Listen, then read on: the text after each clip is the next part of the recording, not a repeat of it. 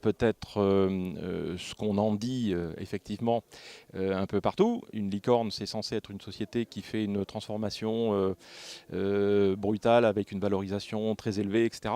Bon, ça c'est une chose. Est-ce que Sigfox en est une? Peut-être, sans doute, j'espère. Par contre, il y a peut-être ce qu'il faut en penser maintenant, c'est-à-dire que on est passé par une période où les licornes se créaient très rapidement, de manière explosive. Je pense qu'on est rentré dans une ère nouvelle où il faut savoir durer. Et concernant Sigfox, c'est ce qu'on essaie de faire, c'est-à-dire qu'on sent bien qu'il va falloir un certain temps pour que cette révolution de ce qui nous concerne, nous, en tout cas l'Internet des objets, se produise. Donc, en fait, une licorne, c'est peut-être un petit peu différent de ce qu'on avait l'habitude de voir jusqu'à présent.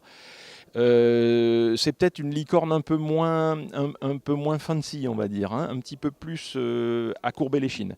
Donc voilà, je pense qu'on s'inscrit là-dedans, en tout cas. Voilà. Pour nous, c'est quelque chose qui...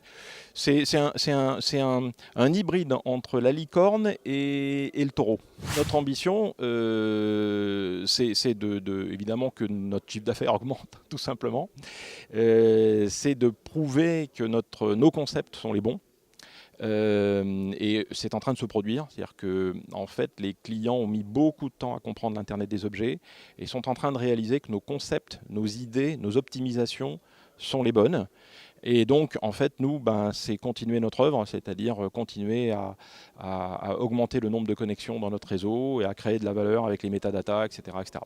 On va le partager forcément avec nos employés, notamment, hein, bien sûr, hein, et nos investisseurs. Voilà.